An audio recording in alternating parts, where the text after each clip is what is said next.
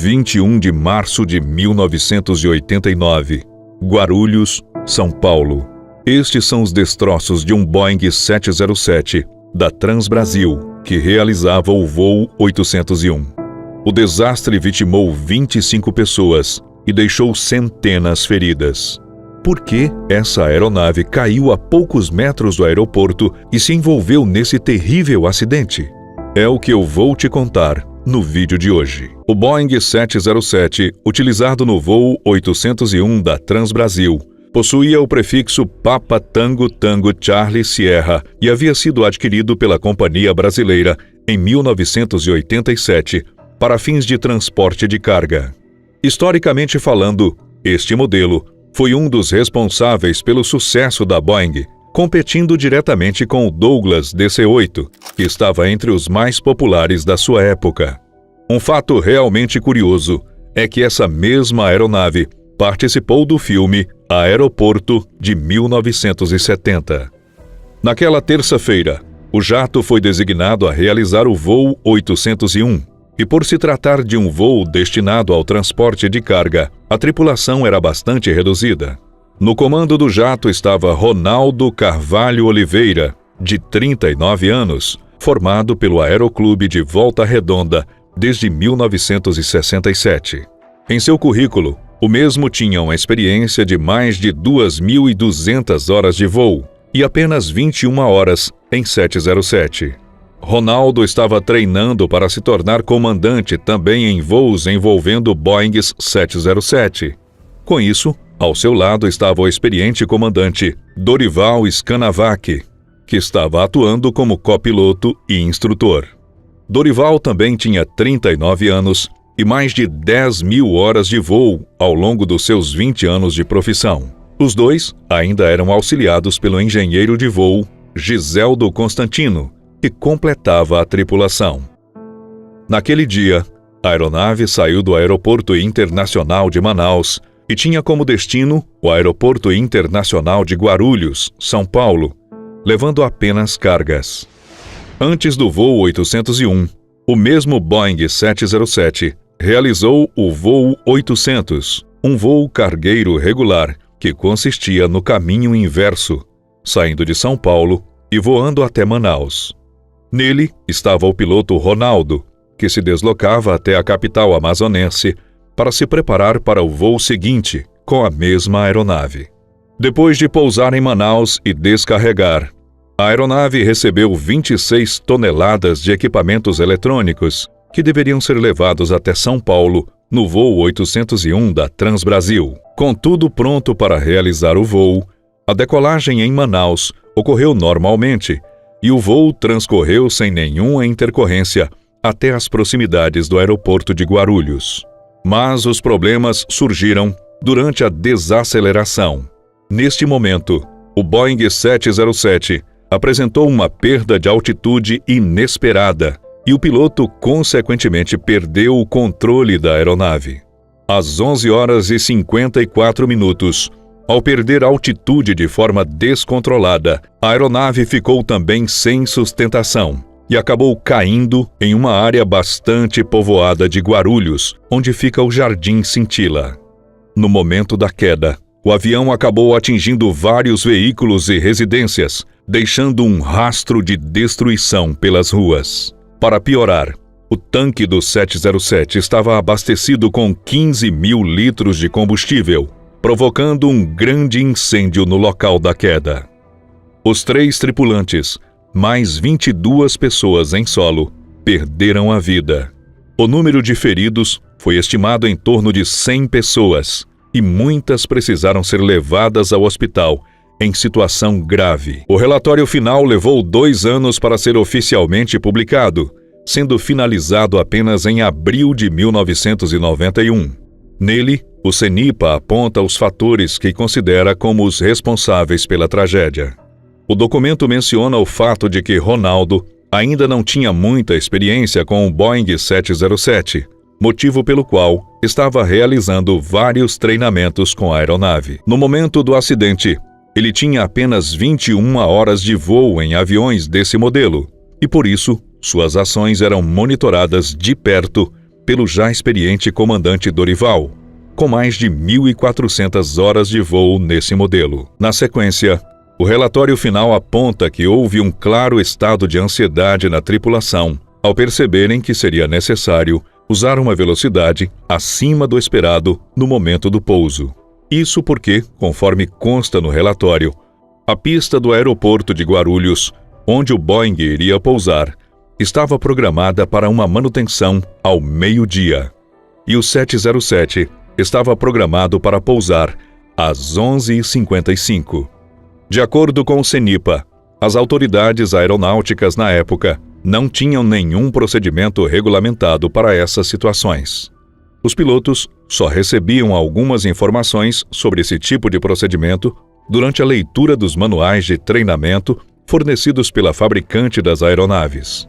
Somado à ansiedade da tripulação, está o fato de que o comandante e instrutor do voo não seguiu as orientações e acionou os flaps ao mesmo tempo que o speed brake, sem que tenha informado isso ao piloto. Todos esses fatores juntos acabaram causando a perda de controle da aeronave.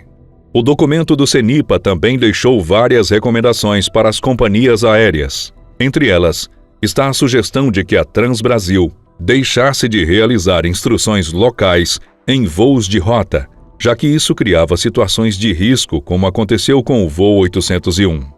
Além disso, foram feitas várias recomendações do ponto de vista técnico, com o objetivo de melhor instruir os pilotos em situações que fogem da normalidade. Por fim, o documento é enfático ao recomendar que os pilotos evitem ao máximo as chamadas improvisações, se atendo apenas às normas operacionais em vigor. Afinal de contas, como o próprio CENIPA ressaltou na época, as improvisações estão relacionadas a um grande número de acidentes aéreos.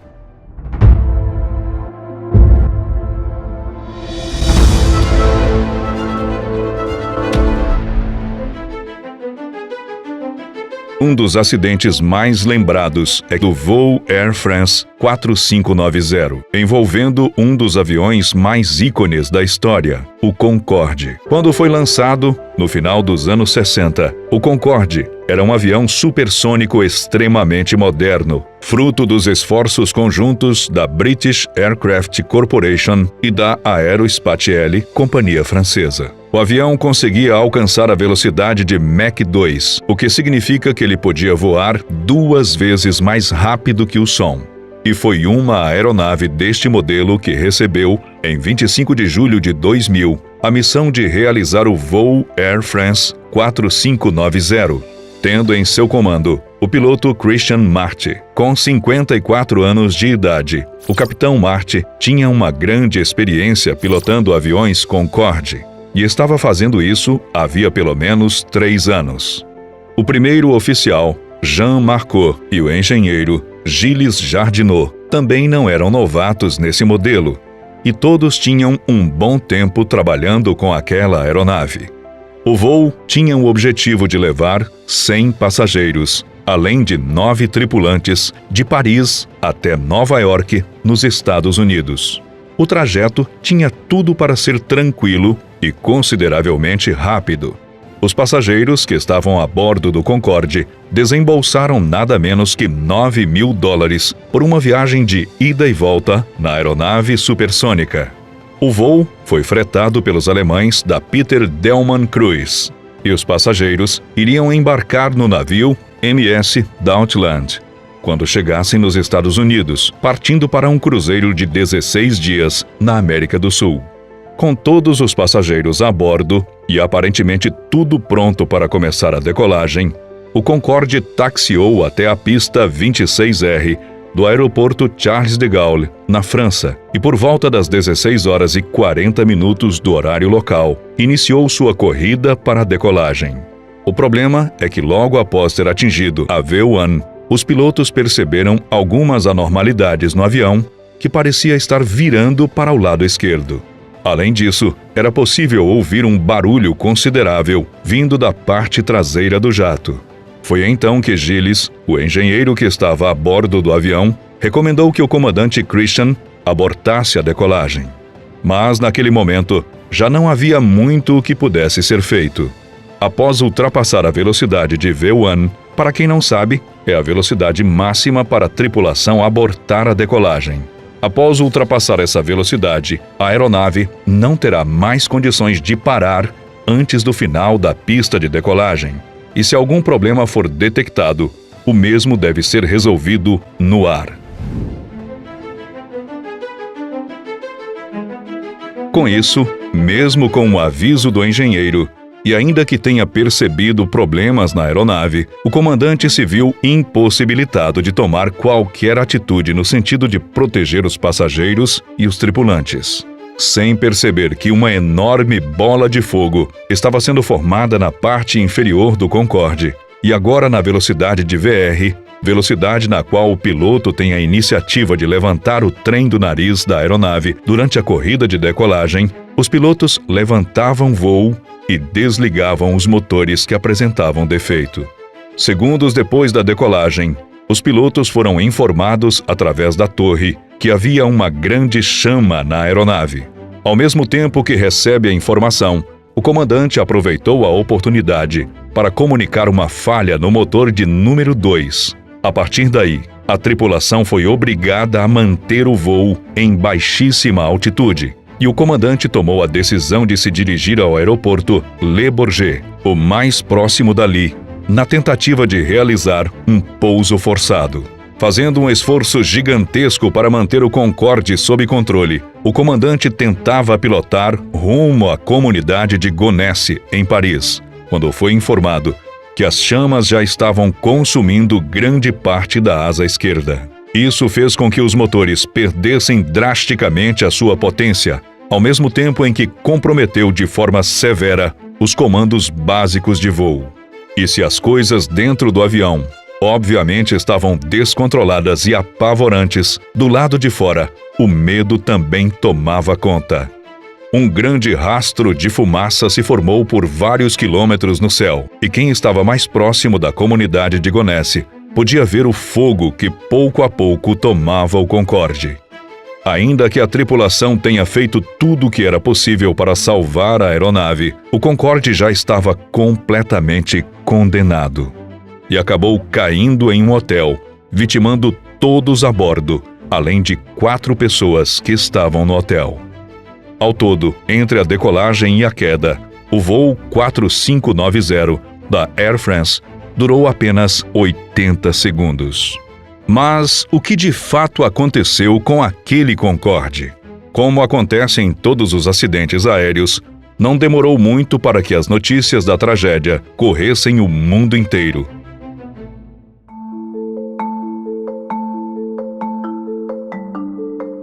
Uma grande investigação foi lançada e os seus resultados surpreenderam muitas pessoas. De acordo com o que foi descoberto pelos especialistas, o Concorde, utilizado no voo 4590 da Air France, estava em boas condições de voo, porém sofreu danos sérios no momento da decolagem. De acordo com o relatório final, minutos antes do Concorde decolar, na pista 26R, um DC-10 da Continental Airlines havia pousado naquela mesma pista, e aparentemente de forma tranquila. Porém, o que ninguém percebeu foi que uma peça de titânio havia se soltado daquela aeronave e permanecendo na pista. No momento da corrida para a decolagem, o quadrijato utilizado no voo 4590 acabou passando por cima da peça, estourando um dos pneus e liberando detritos para todos os lados. Isso fez com que a asa esquerda, o tanque de combustível e o compartimento do trem de pouso do Concorde fossem comprometidos. Com isso, os danos no tanque foram suficientes para dar início a um vazamento de combustível. Bastou uma pequena faísca, gerada por falhas no sistema elétrico, para que o incêndio começasse. No relatório foi concluído que a peça causadora do acidente tinha 43 centímetros de comprimento e havia se soltado da carcaça de proteção do reversor do motor direito do DC-10. A peça foi atingida pelo pneu de número 2 do Concorde, quando ele estava a 306 km por hora, causando um impacto considerável. As análises da caixa preta indicaram que os pilotos fizeram todo o possível para levar o jato até o aeroporto Le Bourget, mas a aeronave já estava sem potência nos motores 1 e 2, o que tornou a missão impossível, já que estavam em baixa altitude. Com todas as falhas, era muito difícil controlar a altura e a velocidade, mesmo com toda a experiência da tripulação. A queda aconteceu depois que os motores 3 e 4 também perderam potência, impossibilitando o voo. O acidente entrou para a história da aviação internacional e, para muitos especialistas, ele foi crucial para que o Concorde, alguns anos depois, fosse aposentado dos voos comerciais. Logo depois que as investigações terminaram e as causas do acidente foram publicadas, uma série de modificações técnicas foram realizadas na expectativa de possibilitar novos voos envolvendo o modelo da aeronave. Levou aproximadamente 15 meses a partir da queda do voo 4590 para que um Concorde voltasse a realizar voos comerciais. Mas em 10 de abril de 2003, a Air France e a British Airways decidiram encerrá-los de forma definitiva. A Continental Airlines, junto com um de seus mecânicos, foi condenada por homicídio culposo por conta do acidente. John Taylor, que trabalhava como mecânico soldador na companhia, foi condenado a 15 meses de prisão, enquanto a Continental Airlines recebeu uma multa de 200 mil euros, que deveria ser paga às famílias dos passageiros.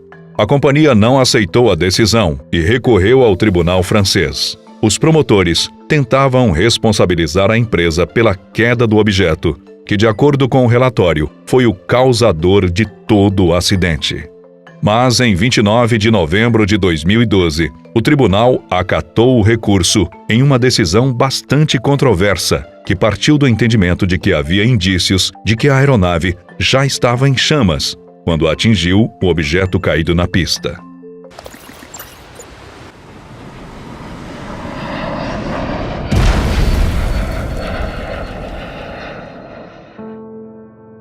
No dia 3 de janeiro de 2004, um Boeing 737 caiu no Mar Vermelho, ceifando a vida de 148 pessoas. O acidente envolvendo o voo Flash Airlines 604 foi considerado o mais grave da história do Egito na época. O avião designado para o voo 604 naquele fatídico dia foi um Boeing 737-300, que é conhecido por ser a aeronave comercial mais vendida da história, atendendo praticamente todas as companhias aéreas que operam nos 5 continentes.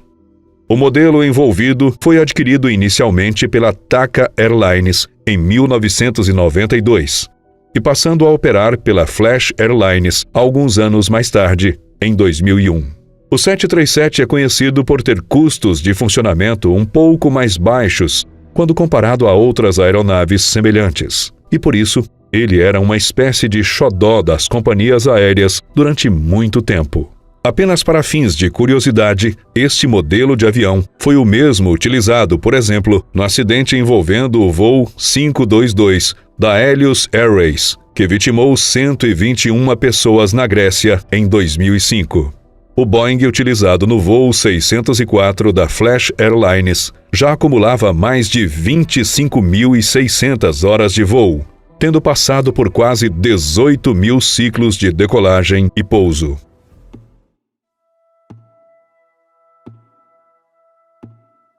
No que diz respeito à tripulação, o voo estava muito bem servido, com profissionais de vasta experiência acumulada. O capitão designado era Khadi Abdullah, piloto egípcio com 53 anos e com uma experiência total de mais de 7.400 horas de voo ao longo da sua carreira como piloto, e somava um pouco mais de 470 horas voando em aeronaves 737. Ao seu lado estava o primeiro oficial, Amal Shefei, um pouco mais jovem, com apenas 25 anos de idade. Com uma carreira mais curta, o primeiro oficial tinha 788 horas de experiência de voo e 242 horas em Boeings 737. Completando a tripulação estava Ashraf Abdelhamed, piloto com experiência em jatos executivos, que estava estudando para se tornar primeiro oficial. No total, o voo 604 levava a bordo 13 tripulantes e 135 passageiros, grande parte formada por franceses, que estavam passeando no Egito, mas havia também um americano e 2 marroquinos a bordo do Boeing, além da tripulação ser formada por egípcios.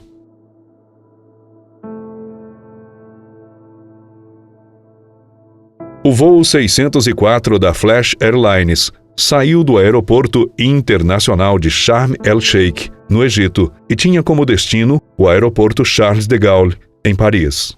Antes de voar até a França, deveria ser feita uma escala no Cairo, capital do Egito.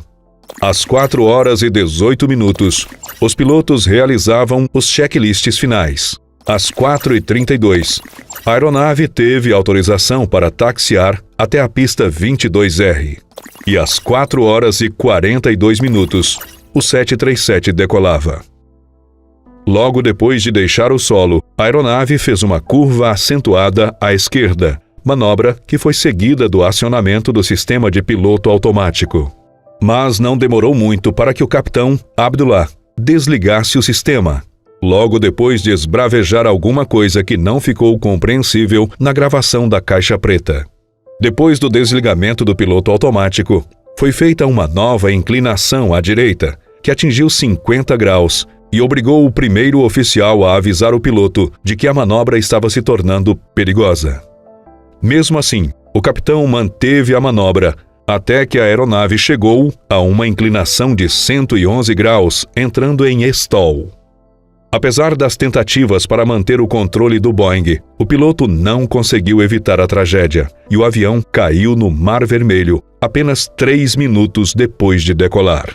A velocidade com que a aeronave caiu no oceano fez com que todos os passageiros e tripulantes perdessem suas vidas neste trágico acidente.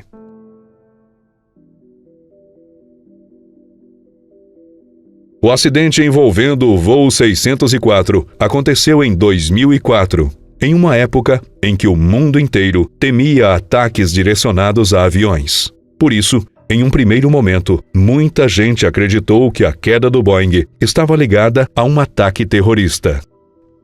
Para piorar as coisas, um grupo de criminosos do Iêmen foi a público para dizer que havia derrubado o avião, mas essa hipótese acabou não se confirmando.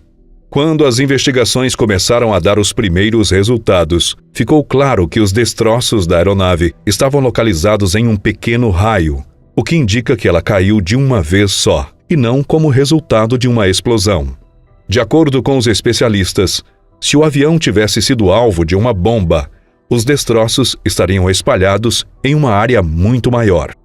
Em novembro de 2004, 10 meses depois do acidente, foi publicado o relatório oficial das investigações, apontando algumas conclusões sobre o que poderia ter causado a queda. Ainda que o documento não aponte uma causa definitiva, a investigação concluiu que o piloto sofreu uma desorientação espacial durante o voo, e seu copiloto não quis desafiar a sua autoridade, dizendo que a manobra estava sendo realizada de forma equivocada. No entanto, diversos representantes das autoridades egípcias discordaram do relatório, que teve apoio dos Estados Unidos. Na visão deles, o que aconteceu foi uma falha mecânica, e não há que se falar em erro do piloto. Essa linha de pensamento foi sustentada também por parte da mídia, que apontou possíveis problemas técnicos da aeronave e afirmou que a companhia aérea tinha rotinas de segurança questionáveis. A questão nunca foi totalmente resolvida e a verdadeira responsabilidade do acidente permanece até hoje um tanto obscura. Um fato que não contribuiu com a resolução do problema foi a perda dos registros de manutenção da aeronave, que foram destruídos no acidente e não tinham um backup. Um Boeing 737-200, operado pela Aloha Airlines, acabou se envolvendo em um acidente impensável após sofrer uma descompressão. Infelizmente, uma das tripulantes acabou perdendo a vida e vários protocolos de segurança precisaram ser revistos por conta desse ocorrido. Em 28 de abril de 1988, o voo 243 da Aloha Airlines estava realizando uma série de pousos e decolagens dentro do próprio estado do Havaí naquele dia. O trajeto no qual ocorreu a triste fatalidade foi entre o Aeroporto Internacional de Hilo e o Aeroporto Internacional de Honolulu, capital do estado. A aeronave que operava o voo era um Boeing 737 com prefixo November 737-11 e estava há quase 20 anos em operação.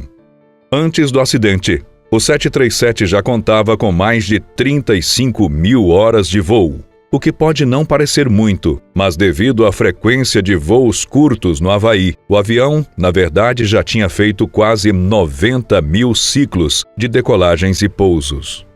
Para alguns especialistas, isso já representava um fator de risco considerável para o avião, já que o número de ciclos estava bem acima do máximo recomendado. Além da aeronave, que já tinha rodado bastante pelos céus dos Estados Unidos, a tripulação também era bastante experiente. O capitão do voo era Robert Schornsteimer, que aos 44 anos já tinha um bom tempo de carreira, somando mais de 8.500 horas de voo no total e mais de 6.000 em Boeings 737.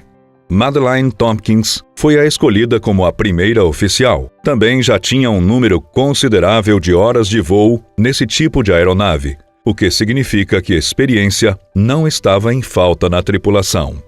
De acordo com o relatório oficial do acidente, publicado pelo Conselho Nacional de Segurança nos Transportes dos Estados Unidos, não foi verificada nenhuma anormalidade nos protocolos de segurança antes da decolagem. No entanto, os problemas começaram a aparecer quando a aeronave atingiu a altitude de 24 mil pés. Nesse momento, a tripulação afirmou ter escutado um estrondo na fuselagem, seguido por um som de ventos fortes passando pela aeronave. Cabe ressaltar ainda que o Boeing 737 já tinha realizado 3 voos de ida e volta ao longo do Havaí no começo daquele dia, e todos eles correram bem. Ainda segundo o mesmo relatório, nenhuma intercorrência foi verificada durante a decolagem e o início do trajeto. Não demorou muito para que o piloto percebesse que algo terrível havia acontecido, já que o 737 começou a ficar bastante instável e os controles do painel foram desligados. Durante as investigações, a primeira oficial revelou às autoridades que conseguia ver pedaços de isolamento flutuando na parte de cima da cabine, indicando que havia ocorrido um grave dano na fuselagem do Boeing. Mais tarde, ficou constatado que uma descompressão explosiva de grandes proporções arrancou uma parte considerável da fuselagem, em uma área que foi desde logo atrás do cockpit até a asa dianteira da aeronave. Infelizmente, logo depois da descompressão, a comissária de bordo Clarabelle Lansing, de 58 anos de idade, foi arremessada para fora do avião por conta da força do vento. Ela estava de pé, próxima à quinta fileira de assentos da aeronave, e alguns passageiros disseram ter testemunhado o trágico momento em que a funcionária foi sugada pelo vento. Seu corpo nunca foi encontrado. No momento do acidente, os passageiros foram instruídos a permanecer sentados, protegidos pelo cinto de segurança. Desta forma, não foi registrado nenhum óbito entre os passageiros. A única vítima fatal foi Clarabelle, que foi pega de surpresa pela força do vento e não conseguiu se salvar. Quem estava pilotando a aeronave no momento do acidente era a copiloto. Por isso, o capitão Robert rapidamente pegou para si o controle do Boeing e levou a aeronave até o aeroporto mais próximo, lutando contra a instabilidade e os problemas causados pela descompressão. Levou um pouco mais de 10 minutos para que o capitão conseguisse realizar um pouso de emergência no aeroporto de Kahului, e todos os passageiros foram evacuados da aeronave. Como já era de se esperar, o Boeing 737 precisou ser desmontado ali mesmo no aeroporto, pois a sua reconstrução Não era interessante do ponto de vista econômico e também poderia causar novos problemas de segurança. O relatório oficial apontou que a principal causa do acidente foi um fenômeno conhecido como fadiga mecânica ou fadiga do metal. Nessas situações, o que ocorre é uma gradual ruptura de materiais que são expostos a frequentes ciclos de tensão e deformação. Esse processo foi agravado pela presença de corrosão nas fendas da aeronave, que pode ser explicada pelo fato do 737 operar em uma região costeira, muito marcada pela presença de salinidade e umidade no ar. Mas o que explica que essas falhas tenham ocorrido sem que ninguém percebesse? De acordo com o relatório final, havia claras deficiências nos programas de prevenção e inspeção da Aloha Airlines. Além disso, foram apontadas brechas da própria Administração Federal de Aviação dos Estados Unidos em seus protocolos de inspeção e vistoria das aeronaves.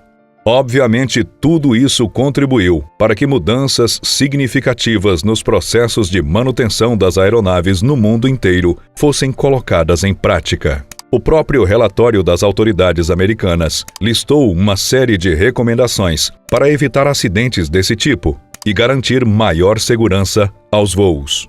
O levantamento final do acidente aponta que foi registrada uma fatalidade e um caso de ferimento grave entre a tripulação. Já entre os passageiros, 7 pessoas se feriram gravemente, enquanto as outras 57 tiveram pequenas lesões. No ano 2000, uma aeronave McDonnell Douglas MD-83 acabou entrando para a infeliz estatística de voos que terminam de forma trágica por falhas humanas. Um total de 88 pessoas perderam suas vidas nesse terrível acidente que, como as investigações posteriores apontaram, poderia muito bem ter sido evitado. No dia 31 de janeiro de 2000, o voo 261 da Alaska Airlines tinha como objetivo levar 83 passageiros do Aeroporto Internacional de Puerto Vallarta, no México, até o aeroporto de Seattle-Tacoma, em Washington, nos Estados Unidos. Para aquela rota, a aeronave escolhida foi um MD-83, registrado com o prefixo November 963 Alpha Sierra, fabricado em 1992 e com mais de 26 mil horas de voo. Da mesma forma que a aeronave era bastante confiável, a tripulação também inspirava confiança. Para o voo, foi escalado o experiente capitão Edward Thompson, de 53 anos de idade e com uma experiência total de mais de 17 mil horas de voo, além de mais de 4 mil horas apenas no comando de aviões MD-80. Do lado direito, assumia o posto como copiloto o primeiro oficial William Tansky, com 57 anos, que somava mais de 8 mil horas de voo, grande parte delas em modelos bem semelhantes ao daquele dia. Infelizmente, mesmo com toda essa experiência a bordo da cabine de comando, não foi o suficiente para evitar que o pior acontecesse pouco depois que o avião deixou o solo. Com 83 passageiros e 5 tripulantes, às 13 horas e 37 minutos, o voo 261 era autorizado para decolar. Em seguida, subiu para 31 mil pés, mais de 9.400 metros de altura, que era o nível programado para a rota. Pouco tempo depois, a tripulação logo percebeu que algo não estava certo. O estabilizador horizontal apresentava claros sinais de que estava emperrado e, com isso, não conseguia cumprir a sua função de controlar o ângulo de inclinação da aeronave para cima e para baixo. Sem conseguir utilizar o estabilizador, os pilotos perceberam que a situação era muito séria. Voando com o piloto automático desligado e também sem os motores elétricos que controlavam o estabilizador, os pilotos precisaram fazer uma força gigantesca para controlar e manter a aeronave estável. O comandante, em uma manobra que visava manter um melhor controle do MD-83, tentou religar os motores elétricos. No entanto, todos foram surpreendidos por um estrondoso ruído, seguido por um mergulho que levou o avião a 7.300 metros de altura. De acordo com o relatório oficial, os tripulantes receberam autorização para fazer um pouso forçado no Aeroporto Internacional de Los Angeles, assim que contataram a torre de controle para relatar o problema. Com a aeronave aparentemente nivelada e sob controle dentro do possível, a tripulação tentava seguir viagem até Los Angeles, mas infelizmente a situação só viria a piorar. Os efeitos do estabilizador problemático na aerodinâmica do avião acabaram sobrecarregando diversos pontos, conforme destaca o relatório. Em determinado momento, o estabilizador acabou se deslocando muito além dos limites aceitáveis, fazendo com que fosse impossível manter o MD-83 sob controle. A partir desse momento, o avião deu início a um mergulho, descendo 4.000 metros a cada minuto, impedindo qualquer tipo de ação por parte dos pilotos. Em certo ponto, tomados pelo desespero, os pilotos chegaram a reportar à torre informando que a aeronave estava totalmente invertida. Para piorar a situação, os passageiros começaram a se soltar de seus assentos, causando um verdadeiro caos. Depois de cair por quase 2 minutos, a aeronave chocou-se diretamente contra o Oceano Pacífico, ceifando a vida de forma imediata das 88 pessoas que estavam a bordo do voo 261. Após o acidente, o Conselho Nacional de Segurança nos Transportes dos Estados Unidos instaurou uma detalhada investigação sobre o caso. Depois de destrinchar todos os detalhes que envolveram o acidente, o Conselho chegou a uma conclusão sobre suas prováveis causas. De acordo com o órgão, a Alaska Airlines, com a aprovação da Administração Federal de Aviação, estendia excessivamente os intervalos de lubrificação dos componentes do estabilizador horizontal. Isso fez com que o estabilizador passasse por um desgaste além do normal, contribuindo com o acidente. O órgão também apontou que a aeronave MD-83 carecia de um mecanismo que alertasse para possíveis falhas catastróficas no estabilizador. O acidente também fez com que, a partir daquele momento, os pilotos adotassem outro comportamento em caso de problemas envolvendo os estabilizadores. Em vez de tentar utilizar os motores de compensação, os tripulantes passaram a ser instruídos a tentar pousar no aeroporto mais próximo no caso de perceberem falhas desse tipo. O relatório foi taxativo ao dizer que o acidente teve como causa falhas de manutenção. Nas palavras do próprio relatório, a Alaska Airlines executou a manutenção e inspeção do estabilizador horizontal de forma lamentável, falha que foi agravada pela falta de proatividade da fiscalização da Administração Federal de Aviação. Tanto o piloto Thompson quanto o primeiro oficial Tensky receberam condecorações por conta de seus atos heróicos durante a emergência. Apesar de não terem conseguido evitar a tragédia, eles agiram de forma exemplar e esgotaram absolutamente todas as alternativas que tinham à disposição. Quem gosta de cinema, talvez já tenha assistido ao filme Flight, título que foi traduzido no Brasil para O Voo. A trama, que tem como principal estrela o consagrado ator Denzel Washington, foi parcialmente inspirada nos eventos envolvendo o voo 261 da Alaska Airlines. A informação foi confirmada pelos próprios produtores do filme, que traz a história de um avião que cai em situações bem parecidas com as circunstâncias daquele fatídico dia 31 de janeiro do ano 2000.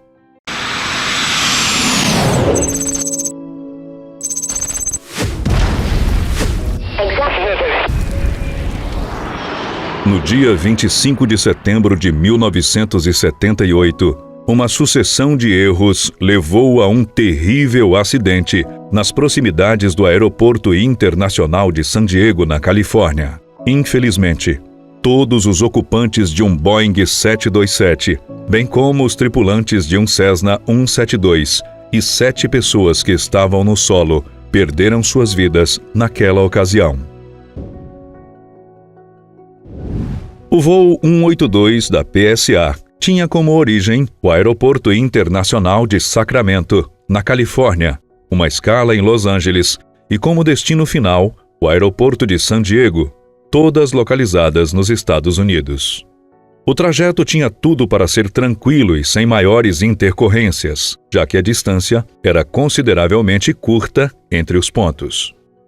No comando do voo estava o capitão James McFerron, de 42 anos de idade, e com mais de 14.000 horas de voo ao longo dos seus 17 anos na companhia. Como copiloto estava o primeiro oficial, Robert Fox, de 38 anos, e com mais de 10.000 horas de voo.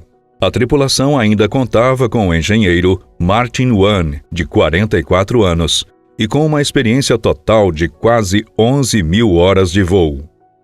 Além dos pilotos, havia 4 comissários de bordo e mais 128 passageiros. O Boeing 727, escalado para realizar aquela rota, tinha como prefixo November 533 Papa Sierra e estava em posse da PSA desde o ano de 1968. Às 7 horas e 20 minutos do horário local, a aeronave decolava do aeroporto de Sacramento com destino a Los Angeles, onde faria sua escala. Após sua parada programada, às 8 horas e 34 minutos, o 727 deixou o aeroporto de Los Angeles com destino a San Diego.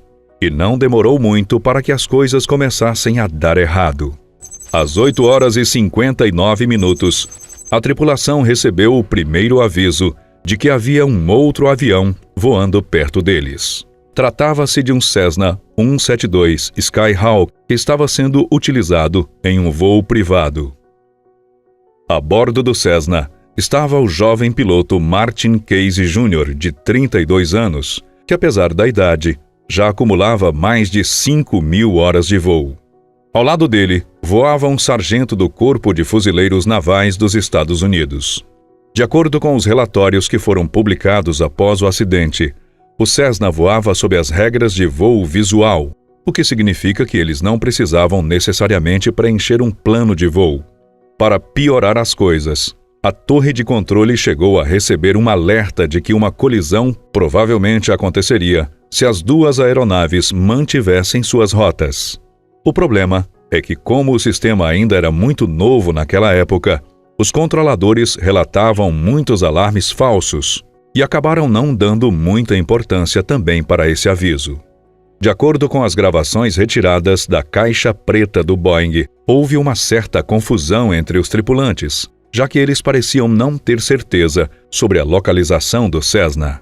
Em certo momento, eles afirmam que a aeronave já havia passado pelo Boeing, porém, logo em seguida voltam atrás e mostram que não têm certeza. Às 9 horas e 1 minuto, as duas aeronaves colidiram. Devido à colisão, o Cessna acabou desintegrando-se e seus destroços caíram no subúrbio de North. Minutos depois, o 727 caiu no mesmo bairro que o monomotor, causando uma enorme explosão e atingindo mais de 20 casas. Ao todo, 144 pessoas perderam a vida, sendo 135 a bordo do Boeing, os 2 ocupantes do Cessna e mais 7 pessoas em solo. Conforme ficou comprovado pelas investigações que sucederam o acidente, a colisão se deu a mais ou menos 2.600 pés de altitude, cerca de 800 metros de altura, e várias testemunhas foram ouvidas sobre o acidente, já que ele aconteceu em área consideravelmente movimentada. Muitas pessoas relataram um ruído metálico nos céus, e logo depois, uma grande explosão deu início a um incêndio. O relatório final aponta que a asa direita do Boeing sofreu sérios danos a partir da colisão, tornando o voo incontrolável. O incêndio, por sua vez, foi provocado por um rompimento no tanque de combustível. Como consequência da colisão, o trijato acabou se chocando em alta velocidade em uma casa localizada em uma área residencial de San Diego, atingindo outras residências logo em seguida. O incêndio, que se alastrou após a queda do Boeing, exigiu que mais da metade do Corpo de Bombeiros de San Diego fosse mobilizada para controlar as chamas. Ainda de acordo com o relatório emitido após o acidente, os especialistas chegaram a mencionar que uma possível distração entre os tripulantes do Boeing poderia ter contribuído com os trágicos eventos daquele dia. Isso porque, em certos pontos críticos do voo, os tripulantes conversavam de forma bem-humorada, até mesmo contando piadas. No entanto, logo ficou descartada esta hipótese, ainda que o relatório faça uma ressalva ao mencionar que esse tipo de ambiente no cockpit pode ser prejudicial durante certas etapas, como a descida e a aproximação para pouso. O relatório defende que essas etapas sejam realizadas com plena atenção e cuidado. Em sua conclusão, o relatório final aponta que a causa mais provável para esse desastre foi uma falha por parte da tripulação em seguir os procedimentos de controle de tráfego aéreo. Mais especificamente, os especialistas dizem que a tripulação do 727 não poderia ter perdido o Cessna de vista e deveria ter mantido uma separação visual da aeronave, conforme solicitado pela torre de controle. Além disso, também foram apontadas possíveis falhas dos próprios controladores no momento de repassar as informações necessárias à tripulação, mesmo tendo os dados à sua disposição. Por fim, foi levantado também o fato de que o piloto do Cessna fez uma mudança inesperada na sua rota, o que pode ter contribuído com o acidente. A colisão entre o Boeing 727 da PSA e o Cessna 172 ficou marcada como o maior acidente aéreo da história dos Estados Unidos até aquela época, e por isso é muito lembrada até os dias de hoje.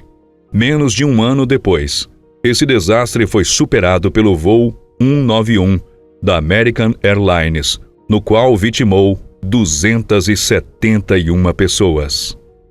No ano de 2014, 298 pessoas perderam a vida após um Boeing 777 da Malaysia Airlines ser derrubado por um míssil. That a Malaysian passenger aeroplane has crashed in Ukraine. Esse desastre ganhou manchetes no mundo todo e demorou quase 10 anos para ser esclarecido. Mas o que levou aquela aeronave a ser abatida é o que eu te conto no vídeo de hoje.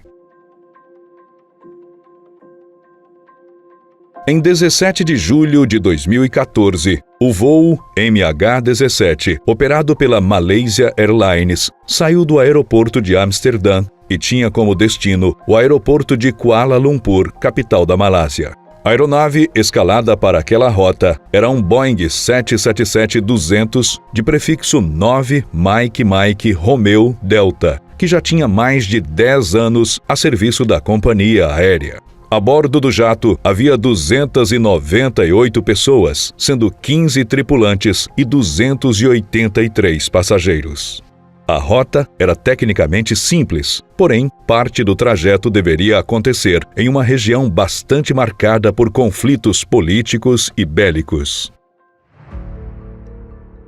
Às 15h30 do horário local, a companhia aérea anunciou que havia perdido o contato com a tripulação do voo, declarando que provavelmente o avião tinha caído.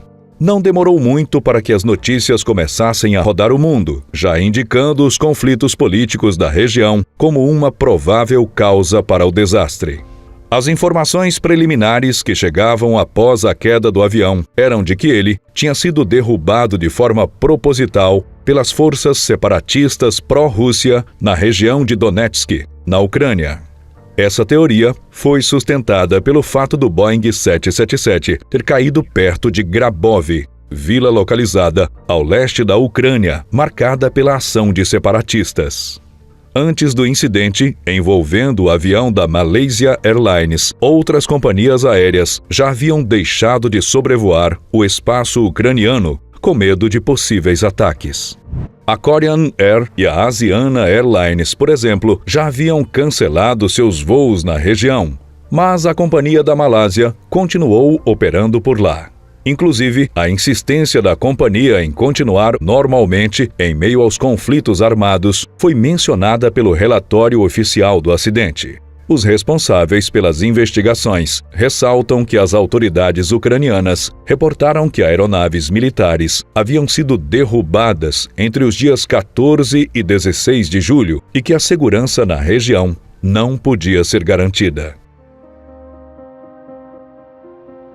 As investigações também dão conta de que a gravação de voz do cockpit foi interrompida de forma abrupta em determinado momento do voo, devido a um corte no fornecimento de energia. Os holandeses também confirmaram que não havia evidências de qualquer outra aeronave, civil ou militar, voando naquela região no momento do acidente, o que contribui com a hipótese de um ataque. Depois de confirmar que não foi possível identificar nenhuma falha técnica ou operacional por parte da tripulação do Boeing 777, o relatório concluiu que o incidente envolvendo o voo MH17 foi ocasionado por um míssil 9M-38 Buk de origem russa, lançado a partir do solo.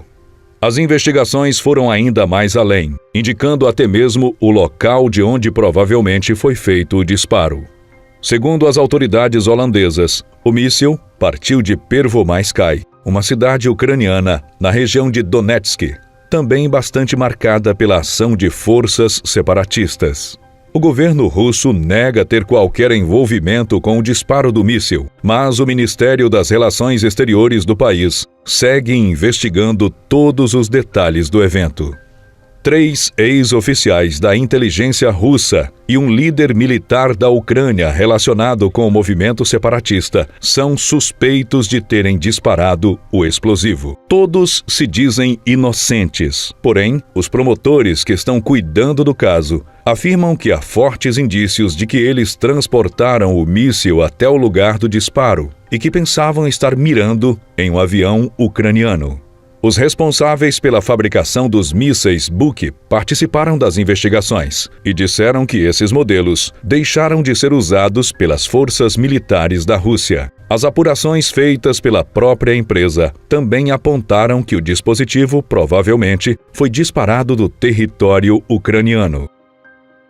Todos os 283 passageiros, bem como os 15 tripulantes do Boeing, perderam suas vidas com a explosão e com a queda da aeronave. E muitas vítimas nem sequer puderam ter seus corpos recuperados.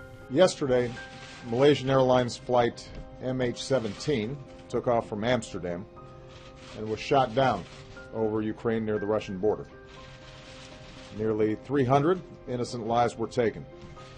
Men, women, children, infants who had nothing to do with the crisis in Ukraine. Their deaths are an outrage of unspeakable proportions.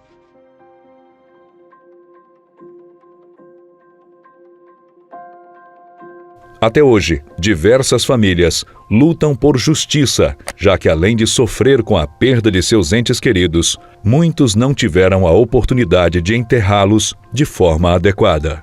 Infelizmente, algumas das famílias já se manifestaram de forma pouco esperançosa em relação à possibilidade dos suspeitos responderem de fato pelo crime. Para os envolvidos, agora o mais importante é entender o que de fato aconteceu e quais foram as motivações do atentado. Mesmo com todos os indícios, os rebeldes separatistas ucranianos negam a autoria do disparo e até hoje tentam passar de um grupo para outro a responsabilidade do crime. No fim das contas, quase 300 vidas foram perdidas por causa de um conflito com o qual essas pessoas não tinham nenhum envolvimento. Em 24 de fevereiro de 1989, os passageiros de um Boeing 747 passaram por momentos dignos de um filme de terror enquanto voavam dos Estados Unidos até Sydney, na Austrália. Infelizmente, 9 pessoas perderam a vida naquele dia. O avião escalado pela United Airlines para realizar o voo 811 foi um Boeing 747, com prefixo November 4713 Uniforme. Com mais ou menos 19 anos em serviço, essa aeronave já somava mais de 58 mil horas de voo, acumulando mais de 15 mil ciclos de pousos e decolagens. Até aquele fatídico dia 24 de fevereiro, o 747 não havia chamado a atenção de nenhum dos responsáveis pela manutenção dos aviões e não havia se envolvido em nenhum acidente. Por isso, ninguém poderia imaginar o que estava por vir.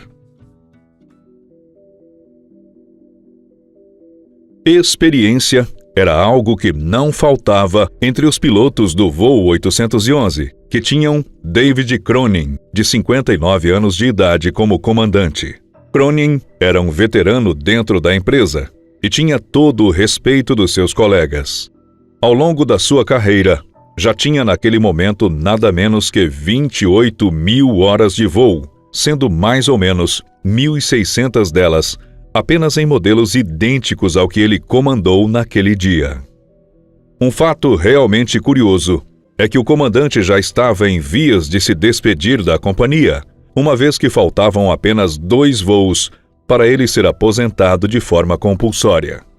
David era auxiliado pelo primeiro oficial Gregory Slader, de 48 anos de idade, e o engenheiro Randall Thomas, de 46 anos. Os dois também já tinham mais de 10.000 horas de voo e estavam acostumados a lidar com o Boeing 747. Porém, infelizmente, contar com muita experiência dentro da cabine nem sempre é uma certeza de que tudo vai correr bem, já que diversos imprevistos podem acontecer.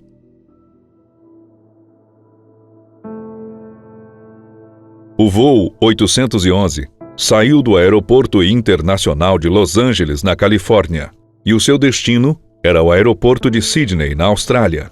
Mas ele deveria fazer pequenas paradas em Honolulu, no Havaí, e em Auckland, na Nova Zelândia. A primeira parte da viagem correu de acordo com o esperado, e não foi registrada nenhuma intercorrência. Mas os problemas começaram a surgir após a escala em Honolulu. Depois de fazer a parada programada, o avião decolou a partir do aeroporto localizado no estado americano do Havaí, a 1h52, com 337 passageiros, além dos 18 tripulantes que cuidavam para que tudo corresse bem. Enquanto o piloto se preparava para decolar, ele avisou toda a equipe sobre a possibilidade de tempestades e turbulências durante o trajeto que iriam fazer a seguir. E os passageiros haviam sido instruídos a manterem os cintos de segurança afivelados.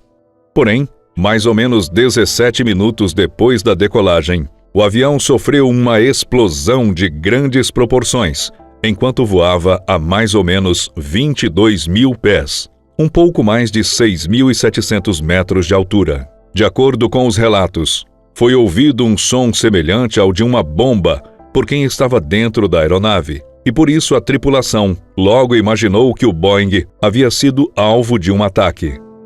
A explosão fez com que a porta de carga dianteira fosse aberta, fazendo também um rasgo na fuselagem. Os danos causaram uma perda na pressão do interior do Boeing, e 10 assentos acabaram sendo ejetados de forma imediata. 2 deles estavam vazios, mas os 8 passageiros que ocupavam os demais bancos acabaram morrendo naquele momento, sem que seus restos mortais jamais tenham sido encontrados. Uma das comissárias de bordo quase foi arremessada para fora do avião, mas seus colegas, com a ajuda de alguns dos passageiros, conseguiram puxá-la de volta até um local seguro. Sem saber exatamente o que estava acontecendo, o comandante David Cronin precisou usar toda a sua experiência para encontrar uma maneira de devolver os sobreviventes ao solo sem causar novas fatalidades. A situação de emergência foi decretada aproximadamente às 2 horas da manhã no horário local, e os tripulantes precisaram lidar com vários problemas técnicos que sucederam à despressurização. O engenheiro Thomas fez uma rápida análise da situação da aeronave e passou instruções importantíssimas para que o piloto pudesse planejar o pouso de emergência. Os flaps não puderam ser acionados em sua totalidade, e como consequência, o piloto precisou usar uma velocidade de pouso um pouco maior do que a indicada. Por conta disso, Era crucial que David usasse toda a sua experiência para não ultrapassar os limites da pista. Felizmente, o pouso de emergência aconteceu sem maiores intercorrências, e em menos de 1 minuto, os sobreviventes deixaram o interior da aeronave.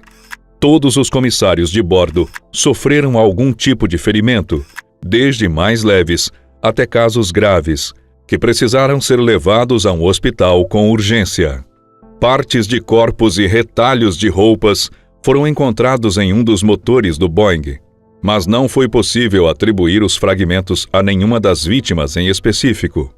Infelizmente, nenhuma das 9 pessoas que perderam suas vidas naquele dia tiveram seus restos mortais recuperados.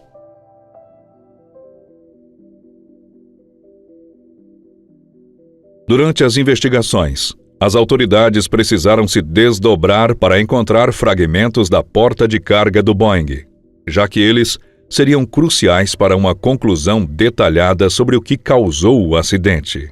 Foi apenas entre os meses de setembro e outubro de 1990 que 2 partes da porta foram encontradas no Oceano Pacífico, a uma profundidade de mais ou menos 4.000 metros.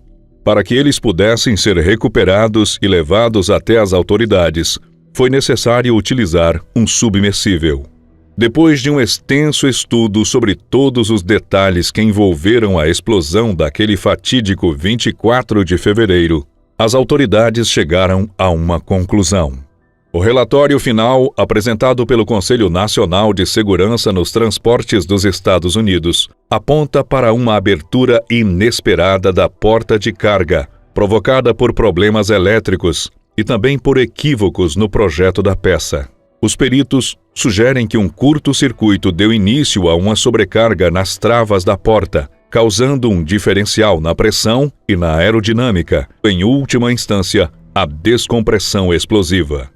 Para evitar que situações como essa voltem a acontecer, o Conselho exigiu que as companhias aéreas tivessem maior cuidado com o sistema de travamento das portas de carga, e a grande maioria das aeronaves receberam novas peças. Como não poderia ser diferente, a tripulação do voo 811 da United Airlines foi merecidamente premiada pelos seus atos de heroísmo durante os momentos de terror vividos naquela noite. David Cronin, visto por muitos especialistas em aviação como um verdadeiro herói, faleceu em 2010, com 81 anos de idade.